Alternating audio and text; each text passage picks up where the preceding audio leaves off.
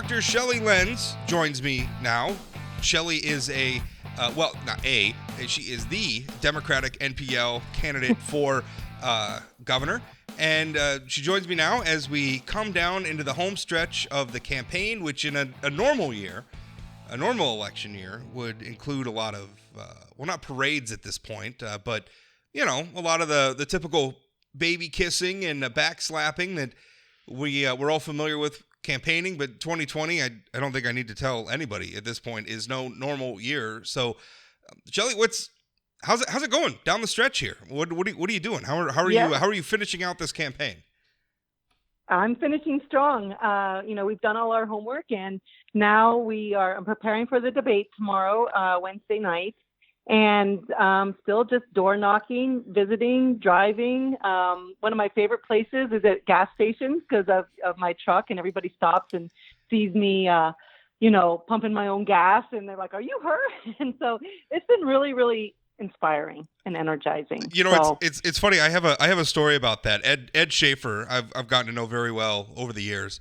He tells me this story about how he once stopped at a gas station. I want to say maybe it was in Tower City. I could be wrong.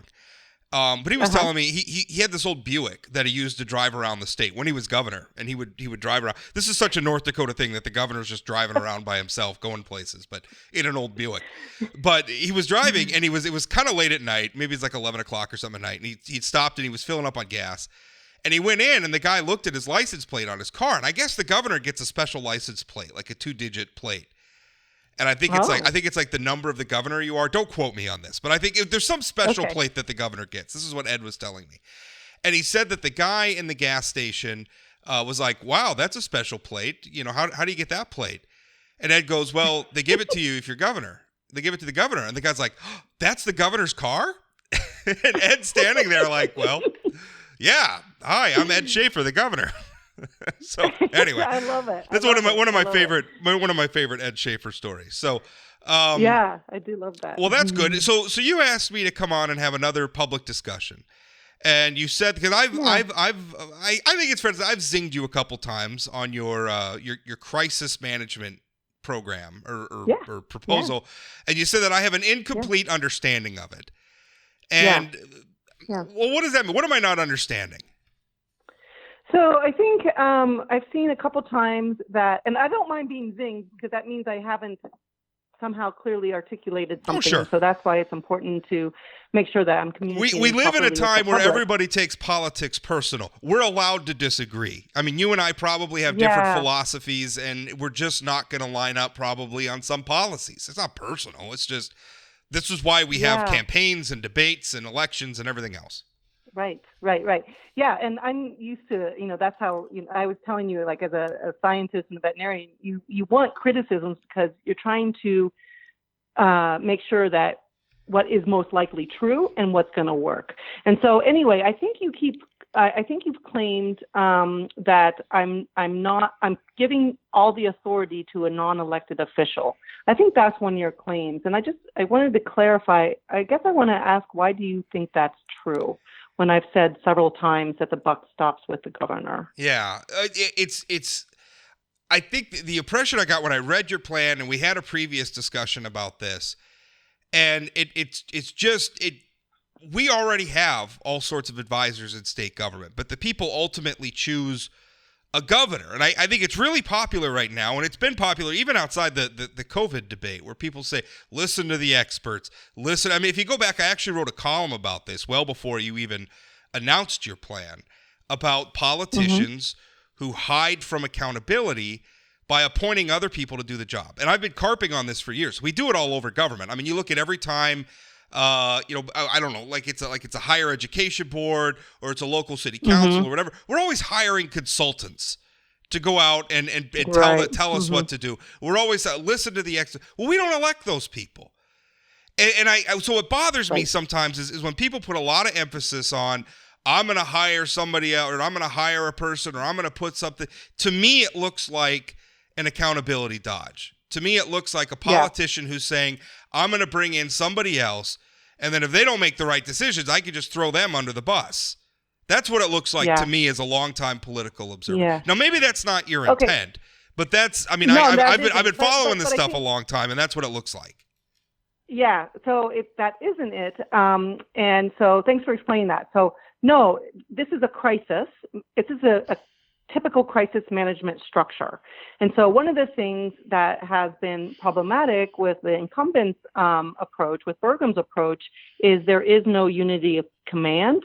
And like when he listens to, let's say, one of his many state health directors, he will dismiss what that state health director said because he would say that the health director doesn't know about the economy or whatever.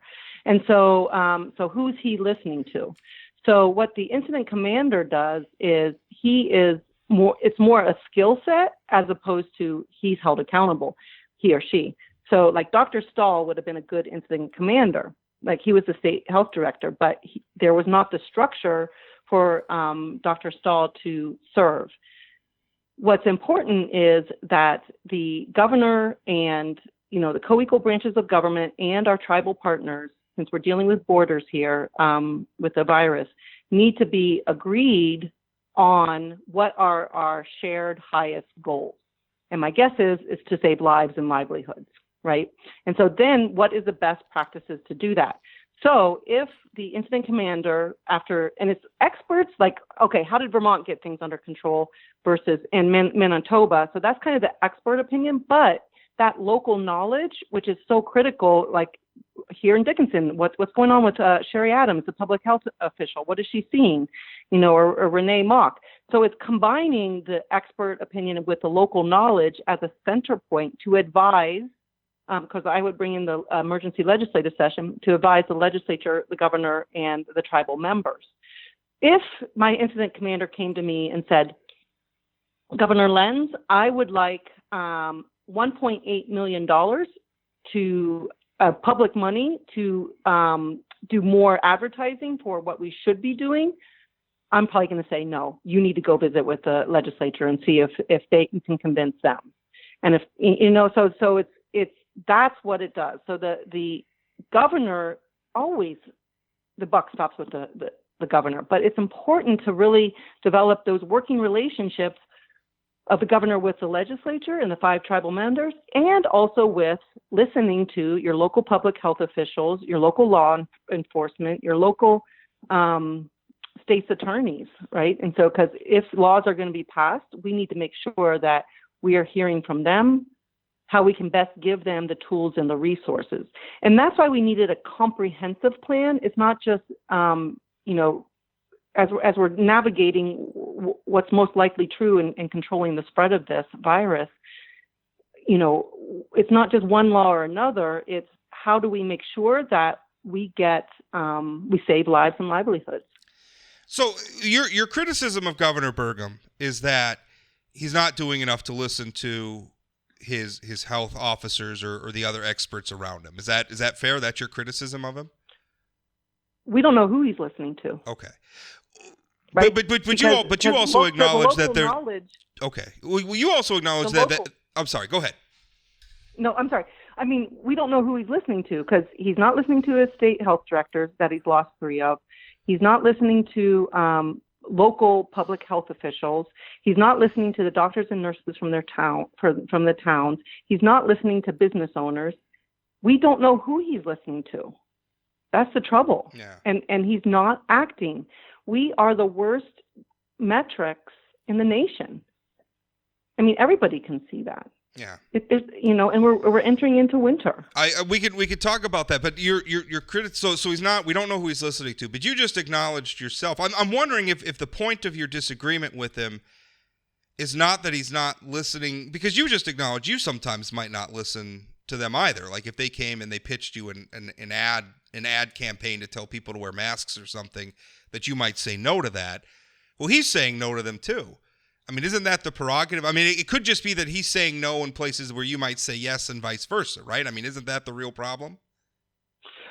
Well, but the question is, he's not responding to what's the crisis. Why is he not listening? Like, I would say, so I would agree, yes, that, you say yes or no to something, but what's his plan? The metrics are getting worse and worse and worse. So, he keeps pleading. We both agree we need to increase compliance with mask use. So we both agree there, but it's not working. And his data shows that. The 408 lost North Dakotans show us that. Our hospitals are running out of capacity. Our businesses are suffering. And I'm a businesswoman too. I mean, it's hard. I had a veterinarian had a family member that tested positive. And when I pull out a veterinarian out of my clinic, that really hurts my cash flow. So, but it's just so high. My goal is to protect my staff and my business and my community. And he's making it very hard on us. One interesting thing I have been observing about politics for a long time is that sometimes we make the mistake that government has more power to do things than it really does in a society like ours. There's a lot of things the government can do, but there are some things that if people just aren't going to go along with it, they just aren't. And the example I always use is North Dakota has a use tax, right? If you go over and you buy something in Minnesota and you bring it to North Dakota to use it here, you're technically supposed to remit a tax for that, right?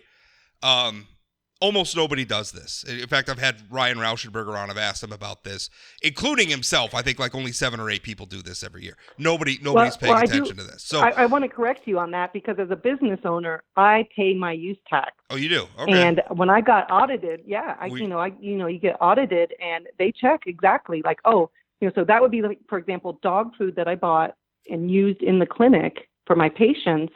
I do pay that, and so there are mechanisms in there for catching that. Very few people. Sometimes it's a mistake and you don't recognize that you're supposed to do it, but you'll pay for it. Very few people are paying the. I should say very few individuals are paying it. Maybe it's different for businesses. I don't know, but my point is that sometimes the government has a limited authority. Is the problem? And I realize politicians may not want to say this, but I think a lot of times the problem is just the people. Not necessarily the leadership. I mean, sometimes if people, I have debated because I am pro-mask. I am not for a mask mandate, but I am pro-mask. I've been encouraging people to wear masks, and the attitudes that I run into, I don't think these people care. We had a couple of cities. I don't know if you saw my column this morning. I think the mask debate has jumped the shark. We had a couple of cities last night. The city I live in, Minot passed a resolution last night with a mask mandate. And if you read the text that they passed, it says it's a mandated recommendation. Well, that's silly. I think we've reached a point. Everybody who's going to wear a mask is wearing a mask. We're harping on masks. And maybe this is my question to you. Is it time to move past? I mean, I'm still encouraging people to wear masks, obviously. But is it time to move past the mask debate? Because I think it's a dry hole now. I think it's a fruitless debate. It's time to talk about other things we could do, like maybe focusing in on, almost everybody who's been hospitalized or died with this thing is older than 60. So maybe we need to stop, talking about broad mandates and talk about more targeted policies to protect vulnerable populations instead of this endless mask debate that nobody's going to win. So I agree with you that everybody's focusing on the mask, and all that is one tool to start saving lives and livelihoods. So that's why I put out back in September more comprehensive crisis management plan. But it's hard because public education is hard, it's complicated, and it's complex. But it does need to be a comprehensive plan. So instead of talking about mask mandates, what are the barriers to doing that, and what are the anxieties and fears? And a lot of it is economic. And so that's why the Lenz big crisis management plan is not just, how to control the virus, but the economic crisis too, because they're interrelated. Yeah. So what I hear is we need childcare. We need childcare availability. We need paid family leave. That's going to help our small businesses. It's been really rough on, as a small business. I have 18 employees and half of them have school-age children, and having to adjust the flip-flopping back and forth about what's going to be happening with their kids has been really hard. So that's why we need to have started back in March when they closed those schools. And we have a shared value of in-school, in-person education. I mean, why didn't we put all hands on deck with a very comprehensive plan about, September 1st, we need to make sure these kids are safely in school. You and I lived through the oil boom out here. I was a school board member, and when we made temporary schools. That's I a went to when I comprehensive lived plan. in Alaska. I went to at the tail end of the Alaska oil boom. I went to school in a portable first years. Yeah. In Alaska, we had And a so wood burning why stove. That's hasn't how that old been I am. instituted? Yeah. That's what a comprehensive plan is. That's a plan, Sure. not this. There's no unity of command. There is no command at all. And Rob, I deal with crisis management my whole life. I mean, I'm trained in it. I'm a veterinarian, and I work in these sort of situations.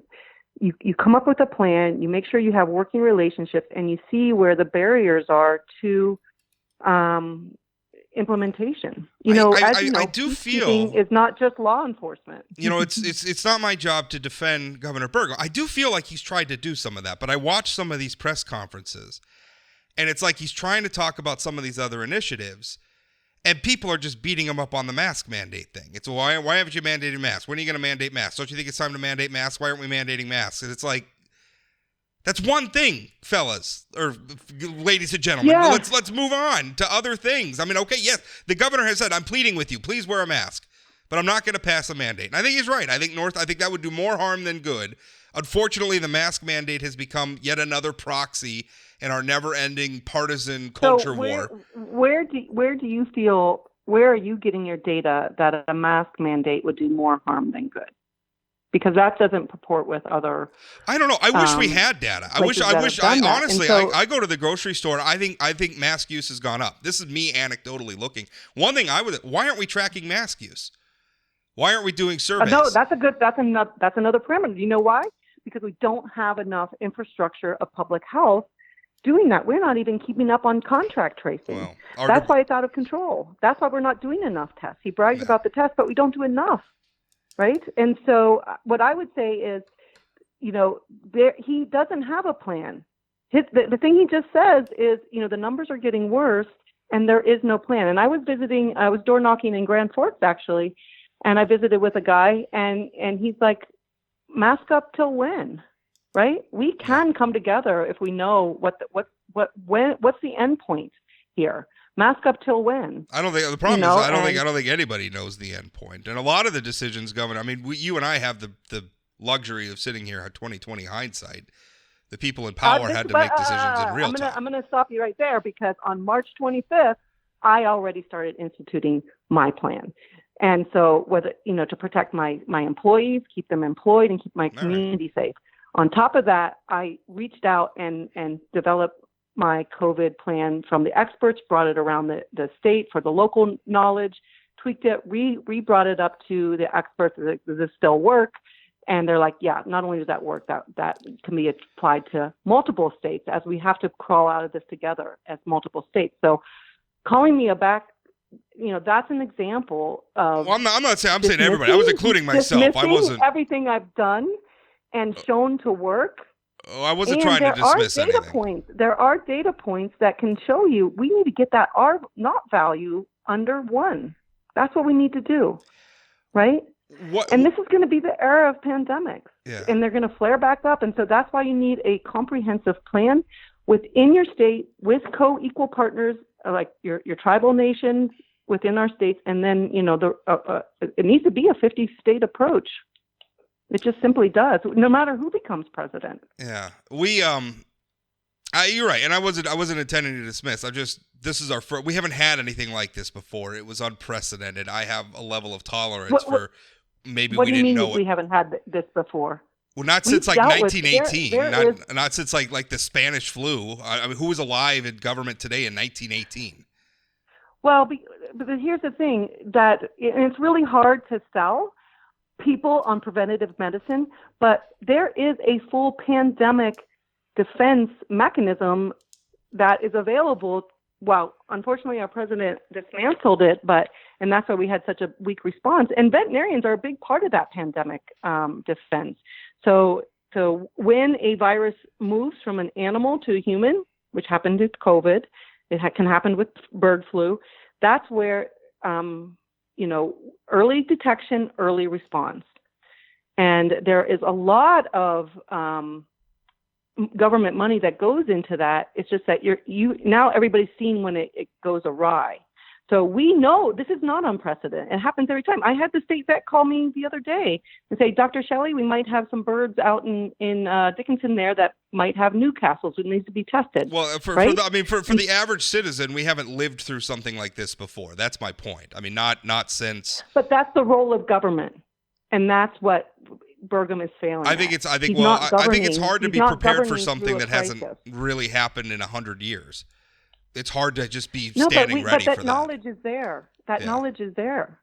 I mean, it's there. Yeah. He's just not accessing. He's just not listening, and he didn't get the job done. I've been ringing the red. I was going to say ringing the red flag bells, but I've been ringing the bells. We all have, the ones that know, and it's a long process for sure. And and there's a lot of anxiety and confusion, and people watching science in real time. That's hard because it's confusing. I'm like, well, what do you believe? And it's like, well, science is going to be humbling, right? This was predictable and preventable, and science will, and Mother Nature will always humble you.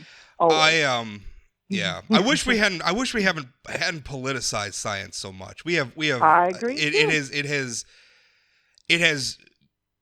It has frustrated me as somebody, again, who's been advocating for. I watch these epidemiologists and some of the high 300 epidemiologists sign a letter condemning the lockdown protests, and then they all turn around and sign a letter commending the Black Lives Matter movement for their protests, and those are just fine. I guess your susceptibility to COVID hinges on your politics. It's really been frustrating. Not yours. I'm not. And that's what when I look at academia, a lot of conservatives, the reason why, speaking as a conservative, the reason why we struggle sometimes is we look at academia, right? Which is not a place where right of center views are very welcome on campus these days. I know. I hear it's frustrating. That's a struggle. But that's where your local, your public, what Burgum or what you should have done to begin with is your trusted local public health officials. Yeah. That is where that should have started, right? I agree with you. I mean, especially science that, you hear them arguing and, they're not actually living here. I understand that, but that's where that local knowledge but there is the government infrastructure for that, but it wasn't activated, and actually it's dismissed. And so he undermined that local knowledge on those trusted relationships, whether it's your pharmacist, your public health advisor, community health. We should have been starting to help with community health, like home care co-ops.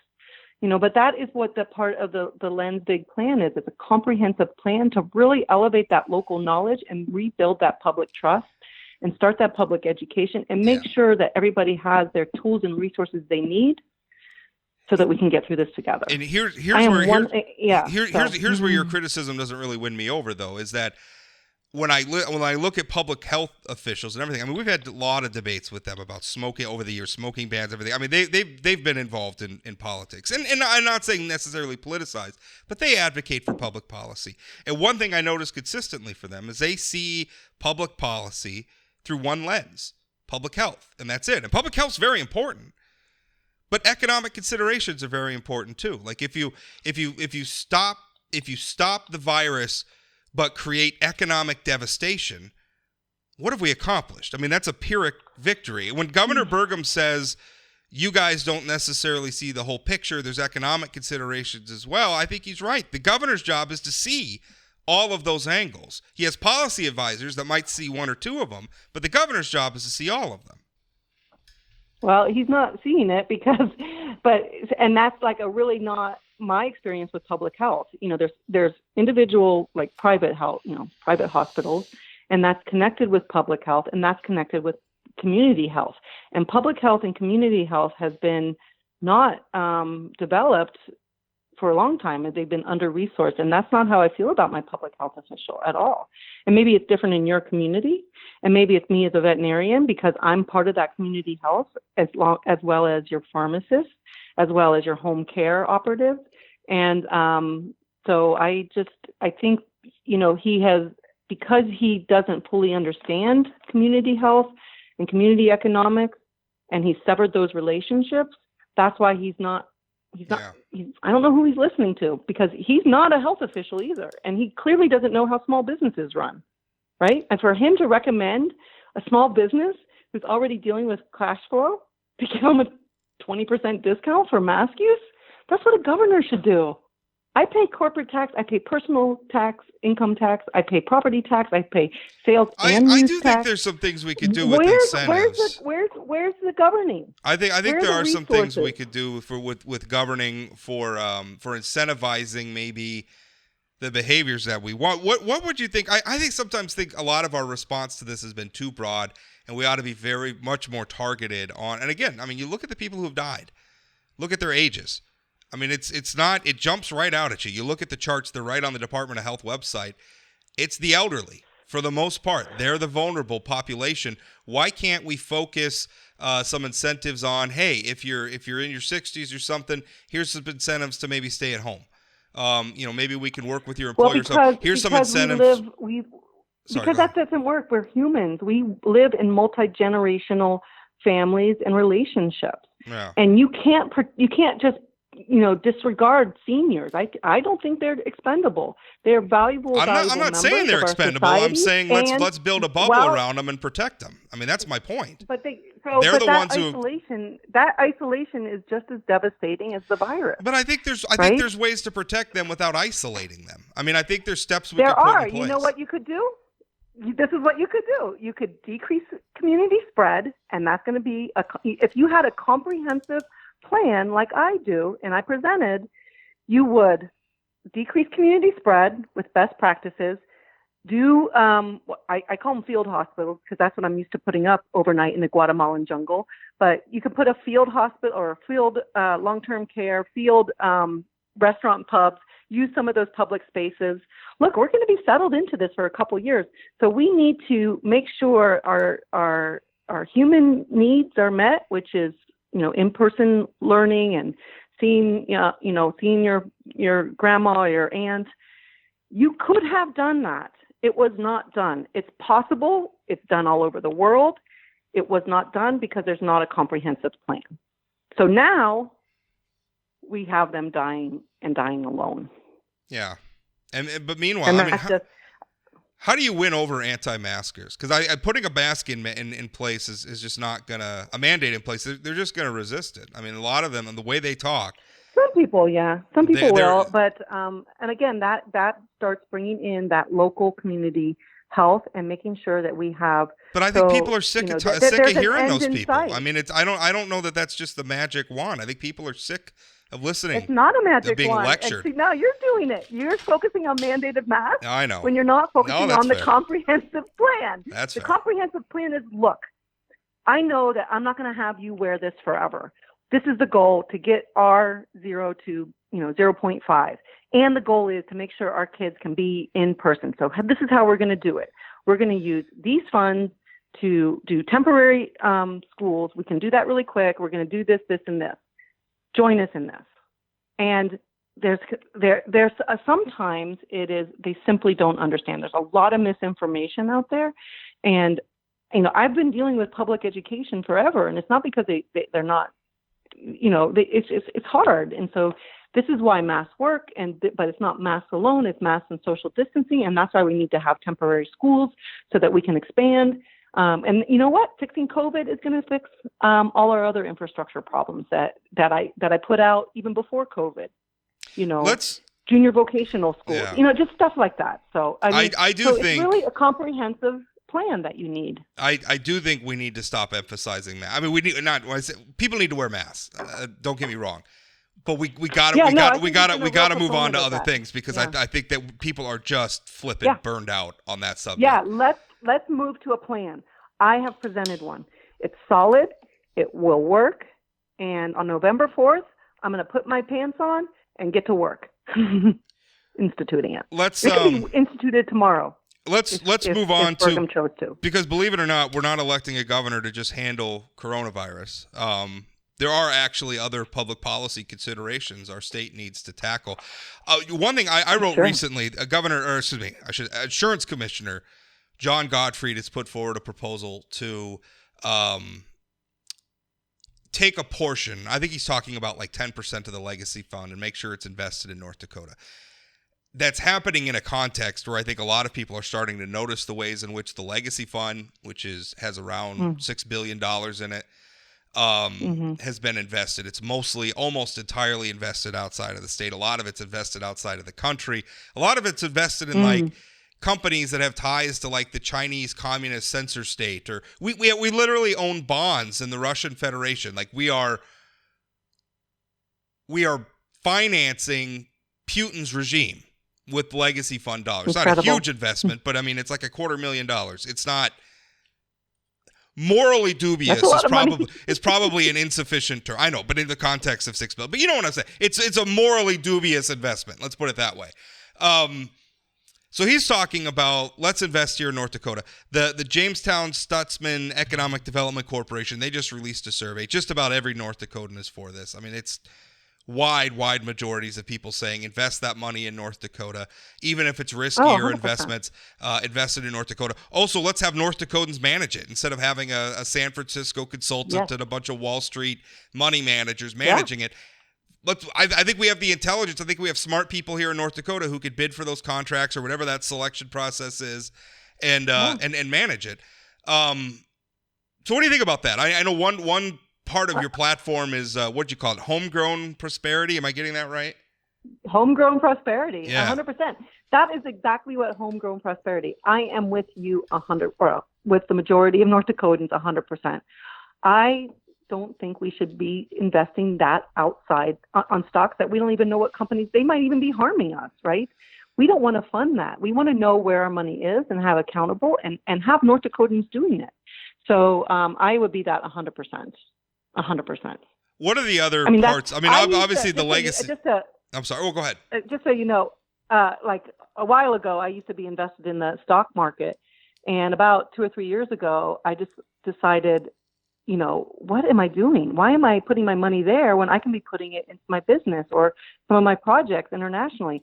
This is how just that realization and seeing how quickly I can see those direct dollars grow right here in North Dakota was one of the best decisions I ever made. I just divested completely from the stock market to be consistent with my views of local investment. So yeah, I'm with that 100%. And I am, you need a governor that would prioritize that. What are some of the other planks of the homegrown prosperity? I mean, obviously, the legacy fund's a big deal, and we need to be talking about that. But what are some of the other policy areas where you would promote homegrown prosperity? Yeah, so, it's basically, how it is out here in the energy world in the West. It's how do we stabilize our communities? As you know, I voted for Doug Burgum in 2016, and we could see this boom and bust coming. So how do we stabilize our community? That to me is what a conservative value is a stable community. And we do that by, for example, if we want to just talk about energy, is capturing that flare. And so capturing that flare, which is going to increase revenue and expand our gas plants, bring in stable jobs, and it would be a public-private partnership. So it's a one-time investment of the infrastructure by the government, but it's run by North Dakotans, North Dakota Energy Co-op. So most of my capitalist or business models, when I talk about public-private, the public part is the one-time investment, and then the private is a co-op model run by North Dakotans, and they determine how they do it. And the same would be for the big one that I really love is because I'm such a big meat eater is, and it's a big part of our industry is a $50 million animal processing facility that is regional mid-size. It would be unique in the nation. It would bring direct dollars right to the ranchers and farmers. It would add value, not only in the meat, but also like boots and belts. It would bring, 30% would that be like 70, a state-owned? 70% of that carcass. Would that be like a state-owned venture, like the bank and the mill? No. It would be like the $50 million investment, and then it's run by North Dakota Beef Co-op or North Dakota Producers Co-op. Yeah. And they can determine who the members are. Why couldn't the probably private needs to be a North Dakota producer? Well, because we are really into family farms. Yeah. So that brings out so it's not governors will come and go and but you want a legacy, something that's flexible and really North Dakotan.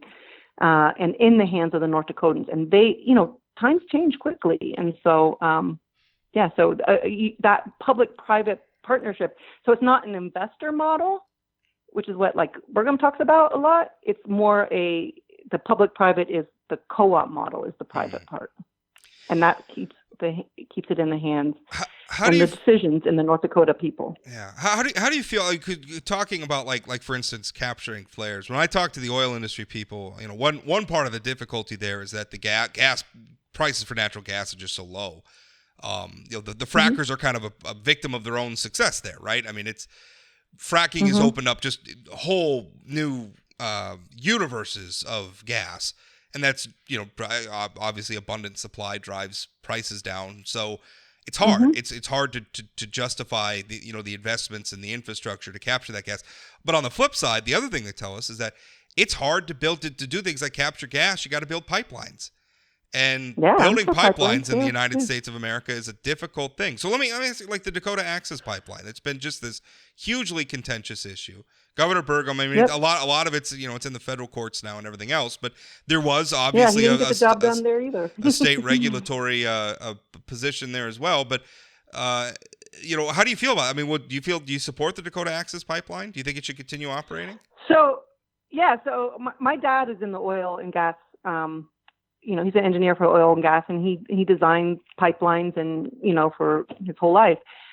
And so oil is one of the safest ways, or pipelines are one of the safest ways to move oil, much safer, 100%. There are good pipeline companies and there are bad pipeline companies. And what you need to do is make sure you need to have that kind of shared value of, okay, what do we want to do? Of course, we all want to protect the environment. Of course, we want to make sure we have, we can use our resources to help fund our state or whatever it is. And how do you do it? What's the most practical, nonpartisan, that all partners are on board with and so what I would propose is, so first of all, you need to have those conversations before a crisis. And you have to have them regularly. So our relationships with our sovereign nations within North Dakota are woefully underserved. But when I was visiting with my dad about this, he said, well, here's an idea is make sure every pipeline has something like $1 billion spill insurance. And then that would push the regulation to the insurance companies and not on the government, for example. So then the pipeline, there's good, safe pipeline companies and maybe some that cut too many corners. So, but you can imagine ones that have had a lot of spills are not going to be able to get that level of insurance. Yeah. But one that does is going to get that insurance. Do you think that might make it cost? Me as a property owner, where pipelines will go across my property out here, I would say, okay, there's $1 billion insurance on this spill potential, then yeah, I'll do it. So that it's how do you work through a practical solution that brings everybody's concerns together, that doesn't involve too much government. How about the Dakota Access Pipeline specifically? Can get involved. Yeah. Say that again? How about the Dakota Access Pipeline specifically? I mean, there's a decision before a court now. Standing Rock wants it shut down. Do you think it should be shut down? I think that needs to be decided between the federal courts, the tribal members, and the state of North Dakota, and that we need to that was mishandled. It's finishing. I don't know that it was. Wasn't a solution. I mean, just stopping the protest. The Public Service Commission held public hearings that the tribes are invited to, and they didn't show up. Well, that's not enough. Right? Well, I don't know what you can do if they don't. What more do you do if they don't show up? Like you hold a hearing and they don't show up. What more are you supposed to do? Then I go there. You go there. If Muhammad won't come to the mountain, you go to the mountain. Wow. Well, right? I think that's a little silly for something that wasn't even built on tribal land, frankly. But all right. But you have to recognize that they are the tribal nations in our state have a very unique political position. They are sovereign members. They are North Dakota citizens. Right. So they're alone. You should be listening to what they're saying, and they're United States citizens. Right. So that is a unique political situation It that is. you really need to pay attention to. So why wouldn't you go and listen to your North Dakota citizens? Why wouldn't they show up Right? when they're invited to a hearing? They don't trust you. I mean, do you think we've done right by the tribal nations? No, I think in a lot of ways we haven't. But I think that if they're not going to participate in a good faith hearing, right, you can't let that history just say, okay, well, they don't have to participate anymore. They don't have to show up and have a voice. We're supposed to listen to them, but they get invited and they don't show up. Well, that's okay. I mean, it's just kind of like it's not okay. And let's look at the group that they have hired. Rob, and I don't want to. Rob, I don't want to give you relationship advice, but if your friend that you deeply, deeply, deeply want to make sure you have a good relationship with decides not to talk to you anymore for whatever reason, you better go and visit with them and try to figure out why, if it's important to you. Right? All right. Or you could just never talk to that friend again. Okay. Well, they have hired the Standing here. Rock tribe has hired lawyers from Earth Justice, which is an organization that doesn't want to build pipelines at all. In fact, their ideological position on oil is that we ought to just leave it in the ground, which I think is nonsense. So, how do you have a discussion when the tribe has hired ideological extremists to represent them? Well, you better start building those relationships, right? Because I think Governor Burgum actually has done a great job. I think he's done. They're a sovereign nation, right. And they're United States. I mean, just because it's hard, relationships are hard. But it wasn't not generations of mistrust. I mean, just because it's hard doesn't mean it shouldn't be done. Because when it's not done, they shut down that. I mean, the judge reversed the position of It could have shut down that pipeline for another year or two. It could have. That's not a good solution. No, it's not. That's a very bad solution, right? So that's what happens. But if once, I mean, you're talking about trying to find compromise with one side that has made up their minds to be uncompromising. That doesn't matter. The relationship. We're all here. Forward. We're all here. We all have to live together. At some point, if you're not going to participate, or if you're default position is just no to everything, no to building pipelines to move a product we all use every day, including every single member of the Standing Rock Indian Reservation. What else are we supposed to do? I think it's got to be both sides. You have to listen. Okay. You have to listen. Maybe they have to listen too, though. Apparently. Maybe it's a two-way street. Again, let's just take this for a second into the human realm. If you had a good friend, let's just say we're not talking about a friend. This isn't an interpersonal relationship. This is a tribal government. This is a tribal government and a bunch of courts and and the state. Well, I don't know what do you propose? We have we have 5 sovereign nations within our North Dakota border who are North Dakota citizens Absolutely. as well. Their voice. And historically, they have been treated terribly. Not at the table. When that voice is not at the table, then you're going to have problems within your state. I agree with that, and their voice should be at the table. I'm not saying that we should exclude them. What I'm saying is, the history is fraught. The history is terrible. They have been mistreated. It is awful. I agree with that. But that cannot be the defining characteristic of every attempt to work together going forward. That cannot be a trump card where we just say all these terrible things happened in the past, so we can't build a pipeline in 2016. No, but you have to recognize of the mistrust. And even after the protests, Burgum stopping the protests didn't solve the problem, obviously.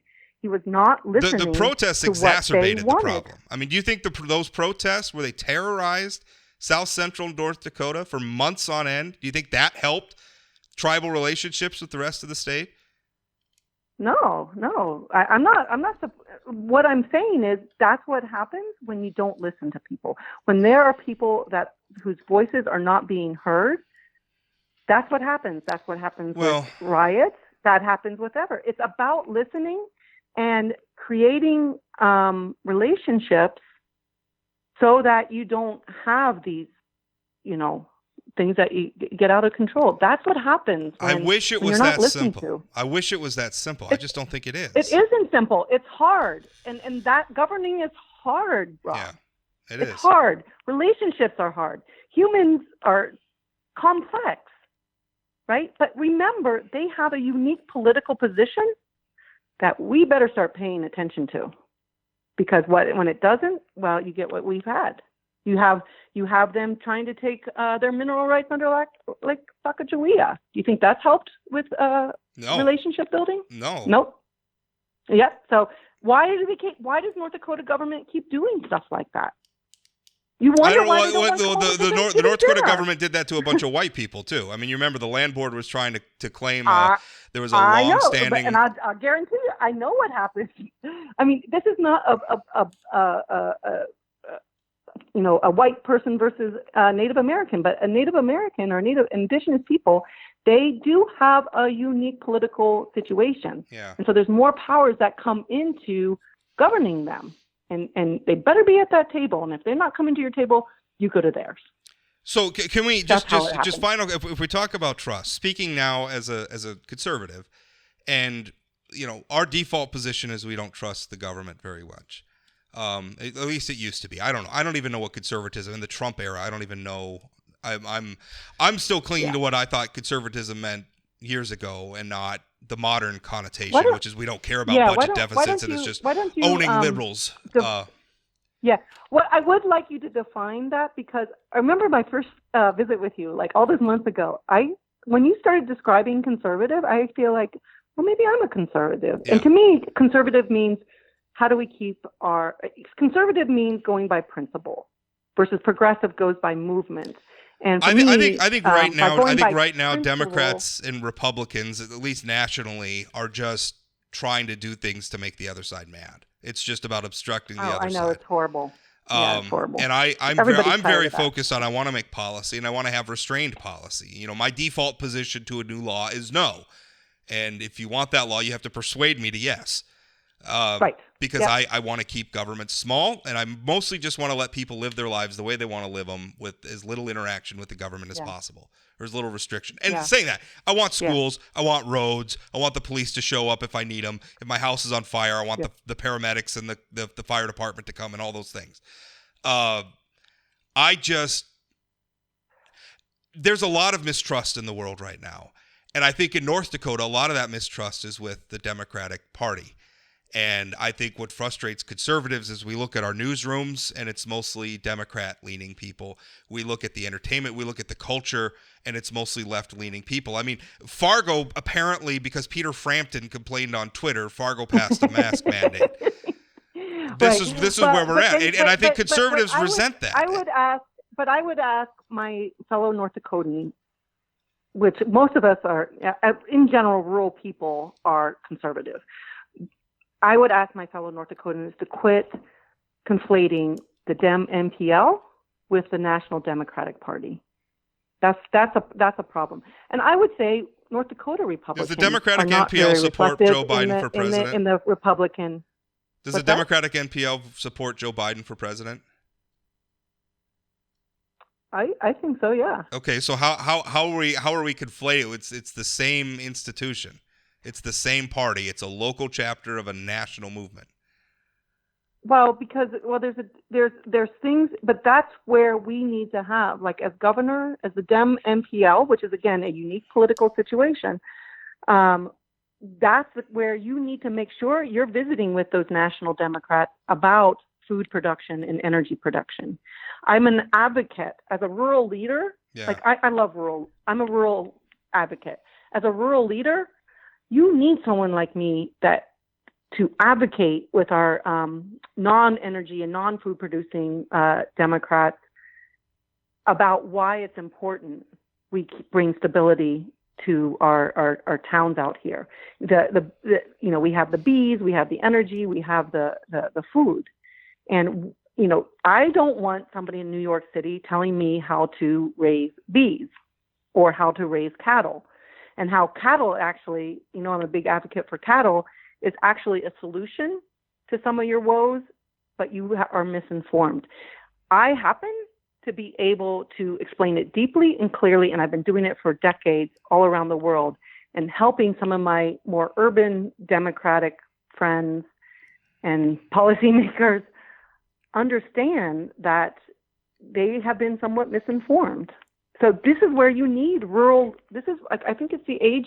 One thing I do like about Trump is he has brought the rural voice back into play. And I am ready to step up and advocate for an energy and food producing state, so that my urban friends, they're just misinformed. They have problems that we don't understand, right? Like their problems with guns. It's very different than here, right? We have 7-year-old girls that go out with their dad to learn how to hunt. That's part of our culture, So, and that's what we need to help. That's where a rural leader, and this is where I'm really proud of the era of the rural leaders, stepping up and helping our more populated coasts. And that's also what's really great about, my run for governor. I am coming from the West. I'm a rural leader. Yeah. And I represent our industries and our communities more than our current incumbent, even though I voted for him, right? So, and I think that comes with having a deep, deep understanding and values and principles of a small community, of a food and energy producing community. It's super important, and we need it. We have a story to tell, but because we have not as many people, this is when the NPL, Rob, organized. It was the same thing that my grandpa and my great grandpa did. Yeah. They were a rural state, and so what did they do? They organized, and their mascot was the goat, so they fought with their head. They organized and used the most powerful thing they could use against outside forces, and that was the North Dakota government. And that's what I'm going to do with Homegrown Prosperity, and that's what I'm going to advocate for with all my fellow Americans, all of them, well, especially the ones that are not from energy and food-producing states. We scheduled a 30-minute interview, and we have now crossed the 51-minute mark. So I've really enjoyed this conversation. And frankly, I think this is the best sort of conversation to have. It's so a lot of my job is getting politicians to sort of drop the polish and to get behind and get to the real stuff, and to prompt them into saying something that maybe not be scripted or maybe unintentionally honest. That's my job. So I feel like we did some of that today. Not that you were trying to be dishonest, but I think we did some of that today, and I appreciate it. Any final thoughts before we wrap up? No, thank you for allowing me to come on and state my case. And I really thank you for digging into making sure you understand. What does it say? Seek to understand to be understood. Yeah. And so I really appreciate that. Just don't make the mistake of that everybody who disagrees with you misunderstands. I understand. I'm not sure that I buy your philosophy, but so it goes. Okay. Well, we'll figure that out the next time. All right. Sounds good. So you can pinpoint what you don't like about my philosophy. All right. Dr. Shelley, thanks for your time. Thank you, Rob. Ciao.